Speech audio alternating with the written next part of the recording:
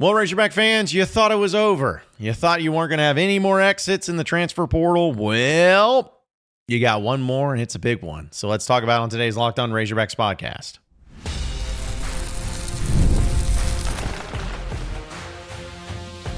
You are Locked On Razorbacks, your daily podcast on the Arkansas Razorbacks. Part of the Locked On Podcast Network, your team every day. And welcome into the Locked On Razorbacks podcast. I am your host, John Nabors. I am also the host of Inside Arkansas Live, which you can catch every weekday starting at noon on Inside Arkansas and InsideArkansas.com. Today's episode is brought to you by the College Football Playoff. It is here, and you don't want to miss a moment of the action. The College Football Playoff, presented by Allstate, begins with 4 first-round games, December 20th and 21st on ESPN, ABC, TNT, and Max. Hope everybody's having a wonderful Wednesday as we're in the middle of the week, and a lot of crazy things continue to happen. We'll talk about some of the portal additions that the Razorbacks got from yesterday, but I think it starts with the big story of another player just leaving Arkansas. I can't even get over this, man. It's become almost a joke. Like when it happens, I just laugh so hard because of how ridiculous it's become. But Arkansas had Rashod Dubinion, the running back for the Razorbacks, officially enter into the transfer portal. He's 5'10", 201 pounds, and he had been, a guy that you counted on tremendously a year ago and really came into his own, but that this past season dealt with injury, dealt with a suspension, dealt with fumbling issues, all of that. And this past season, he had 335 rushing yards, 2 touchdowns. And overall in his career at Arkansas, he had 209 carries for 888 yards and 8 touchdowns. Now, before he actually went to the portal, he put out a tweet that just said, "Thank you, Arkansas." And I remember I saw that at first because, every time I'm scrolling on Twitter trying to see what's the latest and greatest thing that's going on. But I saw that he had posted that, and I was like, what's that mean? Because he turned the replies off. You couldn't reply to it unless he followed you. So when he said, "Thank you, Arkansas," and all that, I was like, oh boy, it's about to happen. He's about to bounce out. And sure enough, he did. He's gone. Wow. And other than Taylon Green, that's pretty much the only player that you were able to count on this past season and is going to be coming back. I mean, him and Fernando Carmona. It's pretty much it. Pretty much it. As far as the bowl game goes, 3 of your running backs are not playing. So you're going to have to rely on Rodney Hill and Tyrell Reed, I guess. But this one was a disappointing one. It really was. It was really disappointing to see Rashod Dubinion hit the portal because I felt like he was going to be somebody that could really help the team out this season, this next season. An experienced running back, plenty of potential, showcased that he could be a good SEC running back. Again, had problems fumbling the ball, which was something you never want to see, but also being a player that he said he hated the transfer portal. I think it was a year ago, over a year ago, just said he hated it. I interviewed him in person back when I had my show up in our office building, and he was really awesome, really cool to talk to, and really chill, and just kind of loved Arkansas and loved what was going on. But for whatever reason, here we are, Rashod Dubinion entering into the transfer portal. Now, I hate to be, again, someone who brings up negative, but there will be some positives when we talk about some of the Arkansas guys that got landed in the transfer portal. But it truly makes me wonder what continues to go on. That's my thing. I don't know what's going on. And you can't just continue to lose players like this and guys that you could easily use next season at the rate that you're losing them and expect everyone to just think this is normal, because it's not. I really, truly wonder if any player that's been currently on the Arkansas roster, say if they were making a certain amount of NIL, and they went to Pittman or whoever saying, "Hey, I'd like a little bump in my NIL," that they're being told to kick rocks. It makes me truly wonder if that's the case. Are they doing that? Or is it maybe that they're getting offers from other places before they even hit the transfer portal, being told, "Hey, I got this amount of money for you. I can get you that." And then they go to Arkansas and they go to Sam Pittman and everything and say, "Hey, I'm getting this type of offer, this type of money. Is this something that we could negotiate and work out to where, I can do something like this? And then me told no. Like, I can't help but feel like that's the case, or at least a very likely assumption. I'm running out of possible explanations. And if that's true, if that's what Arkansas is doing, I just don't know how you feel everything will be successful. Because I'm not saying Rashod Dubinion is this major loss that is an irreplaceable blow that you just can't get over. Like, I'm not saying that about Rashod Dubinion. He's a good player, but he's not to the level of some of the other players that they've watched. But when you combine him with all the players that they've lost, it continues to be this issue of, is that truly what Arkansas is doing? Are they calling the bluff on every one of these players, being like, okay, yeah, go to the portal, see what happens? Are they doing that? Because if so, why? Why are you handling it this way? I mean, do you really, truly believe that you'll be able to get all these players to get out of the portal that'll be just as good, if not better, than the players you're losing, and spending less money on it? Like, is that really what you're going for here? I just don't understand. I wish that there was a way to where, we could see and maybe have players open up about the conversations that were. Because I do believe a lot of these players that are going and getting more money elsewhere, and they're going to pretty big-time schools. We talk about all the players that are going to Ole Miss. I mean, they got a player, Brad Spence, is going to Texas. You think about the Metcalf boys are going to Michigan. Josh Braun's going to Kentucky. I think Nico Davier's taking visits and has to like Texas A&M and whatnot. So it's not like they're just going to a bunch of D2 schools or anything like that. They're going to high-level schools, which I can only assume those high-level schools are paying them, and paying them better than what Arkansas was willing to do. So again, it goes back to being the case of, it'd be one thing if you didn't want to pay certain players and you let them go. But you're not paying any of them. Like, you're just refusing to do so. Maybe that works out. Maybe there's something that I'm not seeing that could really open up some eyes and really get people to understand, like, hey, this is going to work out in the end. This is going to be better off for it. Maybe so, but I just don't really understand. Are you being that stingy with everything? Where you're just, nope. If you want to bump, nope, don't get it. Because no coaches are getting raises, from my understanding. No players are getting bumps in NIL. So they are penny pinching, man. This is about as close-knit of a money bags that you could ever have. And if I'm off base here, then I'd love to know why, and I'd love to know what's the actual truth behind it. But I'm at the point now, folks, too, where I hate to be this way, but man, I just don't see, there's not going to be any more surprises. There's not going to be any more surprises to me for any other additional players hitting the transfer portal. I mean, seriously. How could do I feel good about Taylon Green returning? I mean, I think so, but would it surprise me if today or tomorrow he entered in the portal? I don't think so.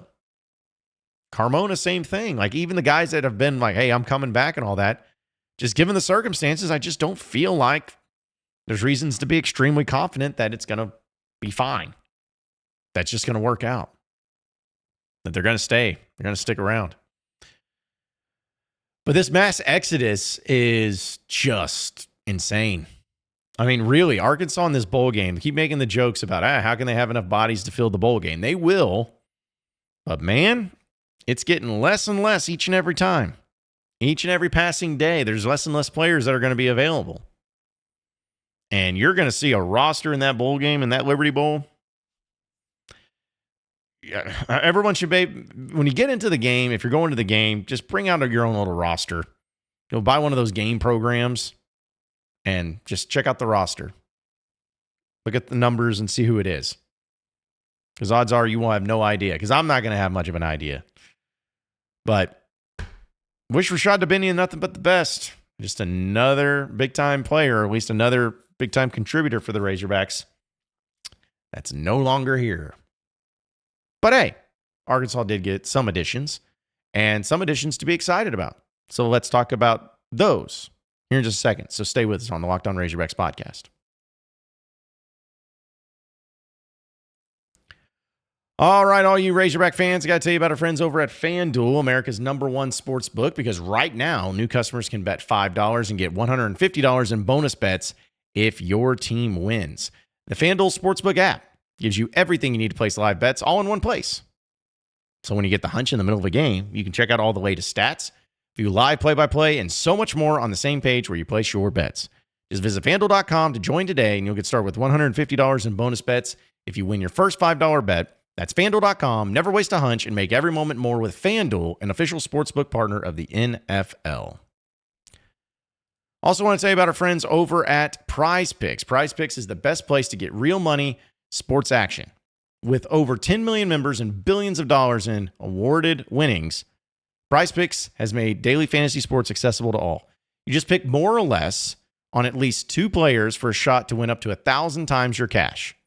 Run your game all season long on Prize Picks. It's America's daily #1 fantasy sports app. And with the holidays, this is where you're going to have to do it, and this is where it's going to have to be because you're going to want to make a lot of money doing it. They also offer the MasterCard for quick and easy deposits into your account this season. And you get a few perks, of course. When you join this holiday season, Prize Picks is giving away 2 free picks in December, and they're giving away $30+ million in rewards during Pickmas, as they like to call it. So sign up today and get $50 instantly when you play $5. You don't even need to win to receive the $50 bonus. It's guaranteed. Prize Picks also offers weekly promotions that can lead to big payouts like Taco Tuesday, where each Tuesday, Prize Picks discounts select player projections up to 25% to provide even more value for each one of your lineups. So think James Cook will get more than 60 yards in this week. Joe Burrow amass more than 1.5 touchdowns. Cook up hot takes with your friends and win real money this football season when you and your crew run your game on Prize Picks. Download the app today and use promo code LOCKEDONCollege to get $50 instantly when you play your first $5 lineup. Again, download the app today and use code LOCKEDONCollege to get $50 instantly after you play your first $5 lineup. It's Prize Picks. Run your game.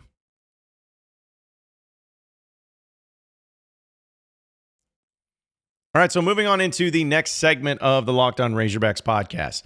We talked about subtractions. Well, let's talk about an addition. The Razorbacks were able to get a player that I'm a little excited about. We'll talk about both of them and why I have excitement for either one of them. But we'll start with the one that I was pretty impressed by with Jaden Platt, the tight end out of Texas A&M. He wrapped up an official visit, this all according to 24/7 Sports, and announced that he would be attending Arkansas on Tuesday. He's 6'5", 260 pounds. So depending on who you're looking at, 24/7 Sports has him as the #5 tight end in the country, in the transfer portal, that is. He's also the biggest tight end in the country at 6'5", 260. In some cases, that would be a guy big enough to be an offensive lineman, at least a true freshman offensive lineman. But he's out of Hazlet, Texas, and he was a 4-star recruit coming out of high school. And he was originally offered by the Hogs back when he was in high school, but decided to go to Texas A&M. And when he was asked about why he chose Arkansas, he said, there's so many reasons. Coach Morgan Turner, Coach Bobby Petrino, and those are a few. Then hearing from Talon Green and Andreas Poski, the team is something I want to be a part of. That's a big thing. The school here takes care of its players, and they have what's important to me. He had trips to Arkansas and Florida State, which he was actually scheduled to take his visit to Florida State, but he just shut it all down because he wanted to call the Hogs. Says it went really well. Coach Turner showed me around a lot and went really well. They welcomed my family, and that is important to me. It's looking like a family. I talked to Taylor and Andreas. They were great guys and great players. They welcomed me pretty well. The visit was awesome. He also went on to say the highlight of the trip was meeting with Coach Turner and telling him telling me his plans for me in the future.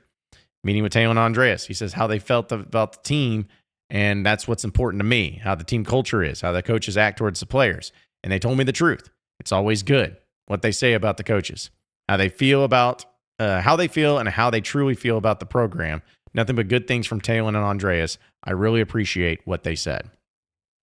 Okay, so if you really want to go back into a time a little bit, Platt was originally and initially committed to Morgan Turner when he was at Stanford.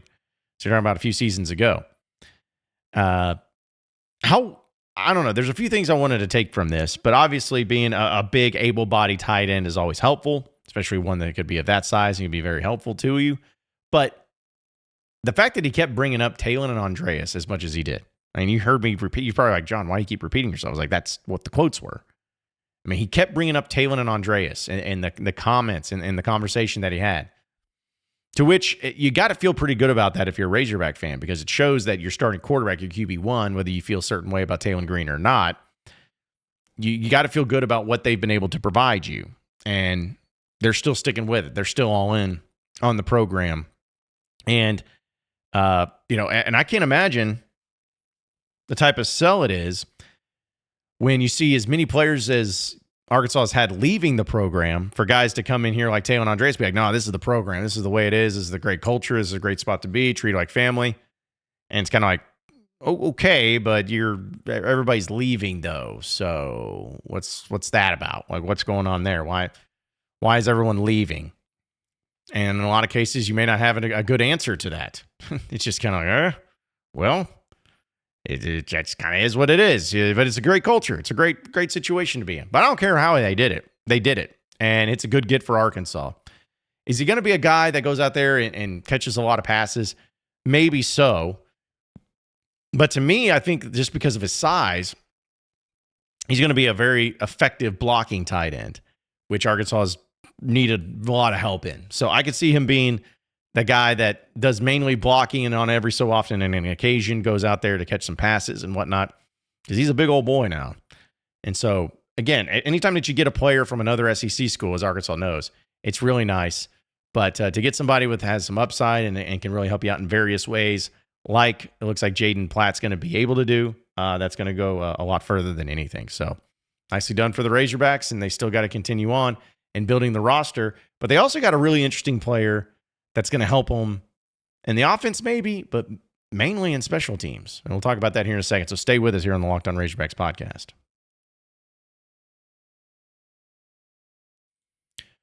All right, folks, it's that time of year. The college football playoff is back, and with the newly expanded 12-team format, it's guaranteed to be bigger and better than ever, bringing you all the hard-hitting and high-flying excitement that you love. TNT Sports coverage of the college football playoff begins December 21st, starting with the college football playoff show presented by AT&T at 11 a.m. Eastern. Leading into our first matchup is SMU versus the Penn State Nittany Lions, and that's going to be starting at noon. Then the Clemson Tigers look to upset the Texas Longhorns in a showdown at 4 p.m. Eastern, so don't miss a moment of the action. Watch the college football playoff presented by Allstate live on TNT, True TV, TBS, and Max. All right, so final segment here on the Locked On Razorbacks podcast. Arkansas also got an interesting commitment from a kid from UAB, which if you didn't even know anything about him, you just hear a player from UAB, it's probably not going to move your needle too much. It's not going to get you too excited. However, if you dive in a little bit deeper here, not only is he a player that I think they can help him out, but he's a player with a great name. Kam Shanks is his name. He's 5'8", 180 pounds. Well, I'm telling you, Arkansas went about as opposite from the wide receiver position that you could so far, where they had nothing but size, it seemed like, over the past few years. And now they're going where they have two wide receivers that are 5'9" and 5'8", respectively. So a little bit smaller on the case. But he's originally from Alabama. He was a redshirt freshman. He had 62 catches for 656 yards and 6 touchdowns. But he also added 8 rushes for 50 yards and 16 punt returns. This is where it gets key. 16 punt returns for 329 yards and 2 touchdowns. A specialist, if you will. Now, again, I don't know exactly what he is going to do when it comes to him being in the offense. But when you have that type of number as a punt return specialist, and you're also named to the first team All-AAC team because of your return specialist, he was also third team All-Conference as a receiver, then you got to at least look at it as this dude could be a game breaker. This is a guy that could really make some noise and really, do some great things for the Razorbacks, whether it's in the offense, but particularly in special teams. Satania was always that player I was hoping would be that for Arkansas. And he had moments, where all you got to do is just get the ball in his hands and let him make a play. And I'm hopeful that Arkansas can get back to that because Arkansas just hasn't really had that type of player in a while, it felt like. You had some good players, but I'm talking about a guy to where no matter where he's at on the field, you get him the ball and he takes off and he can go the distance anywhere on the field. That's a very underrated thing. And I believe that somebody like this can really help you out with that. I know there's going to be plenty of questions about him playing in the SEC compared to playing where he was at the AAC. Totally understand that. Totally respect that. But you're still having to build some things. I like the athleticism. I like the direction that they're trying to go. And I like the fact that they're trying to get some game breakers, some guys that could, really, really cause some havoc as long as they get the ball in their hands. So here's the thing, folks. We'll see how the rest of it plays out. We'll see that there's a lot of time left in order to get this roster built up. A lot of moves have to be made, but they hopefully are done with losing players, and now they can just focus on adding players because the loss of players has just been crazy. It's been absurd how often it's happened. But still, we're going to see how this plays out. The next few days is going to be crucial. It's going to be killer, and we're going to have it right here at Locked On Razorbacks. So be sure to subscribe to us and appreciate each and every one of you listening in and watching into the Locked On Razorbacks podcast. Be sure to like and subscribe to it on iTunes or on Google Play. You can also get after me on Twitter at John Nabors Show for any questions, comments, concerns that you may have. We'll keep it going from there. Same podcast time, same podcast channel. Tomorrow afternoon, have a great rest of your day, everybody. We'll see you then.